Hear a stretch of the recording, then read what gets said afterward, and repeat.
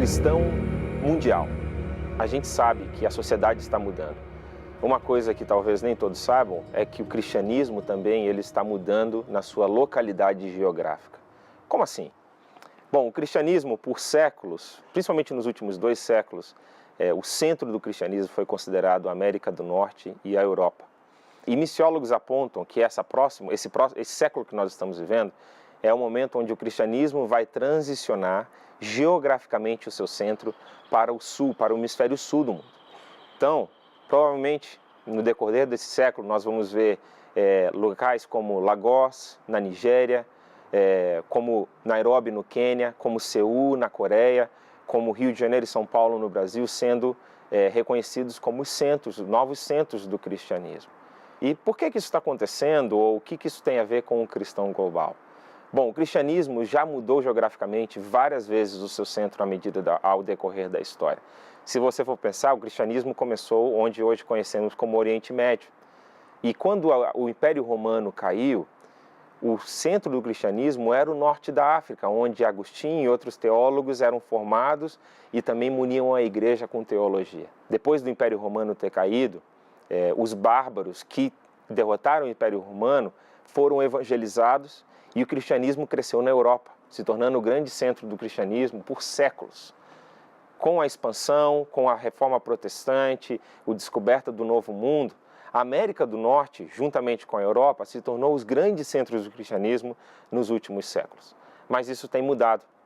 E o que isso implica na vida da igreja? Bom, deixa eu dar 3 implicações diretas para a igreja dessa mudança geográfica. Primeiro, vamos abordar a história da igreja. A gente tem a perspectiva já há algum tempo de teólogos que escrevem sobre missões e sobre a história da igreja, sobre a perspectiva de quem foi como missionário.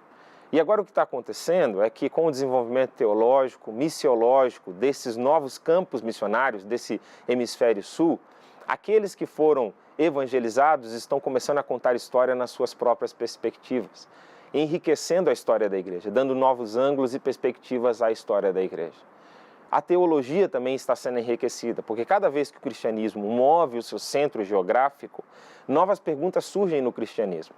Por exemplo, para a América do Norte e para a Europa, falar sobre batalha espiritual, sobre demônios e anjos, não é uma coisa que faz muita cabeça dos teólogos americanos, norte-americanos e europeus.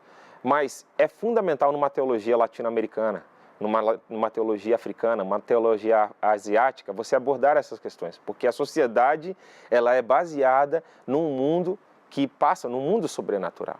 Então a teologia ela começa a receber novas demandas, novas perguntas e também novas respostas, enriquecendo a teologia.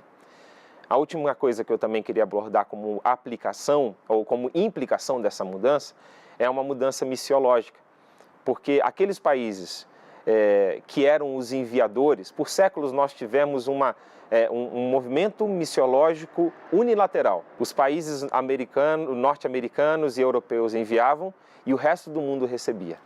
Hoje em dia não, todos enviam e todos recebem.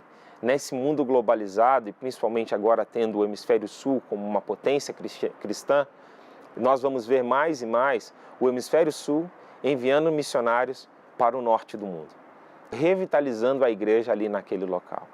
Então você vê que o cristão global ele precisa ter isso em sua mente, na sua perspectiva, que ele pode sim contribuir com a história da igreja de forma rica, e ele tem que ter essa perspectiva que é muito maior do que a sua comunidade local, mas também se situar no mundo, em que a igreja cristã ela vai ter a sua influência global, ela também vai poder influenciar e trocar, nessa troca missionária de todas as pessoas. O Brasil ele tem um papel fundamental nisso. Primeiro, que nessa mistura de cultura brasileira com teologia, novas perguntas vão surgir. E os teólogos brasileiros podem sim ajudar na resposta dessas perguntas. E outra coisa, nós somos um povo que somos aceitos em todos os lugares do mundo. Nesse cristianismo global, nós temos abertura na Ásia, nós temos abertura na África, no Oriente Médio nós temos abertura, nas Américas nós temos abertura na Europa. Então o brasileiro ele tem um papel fundamental nessa era do cristianismo global.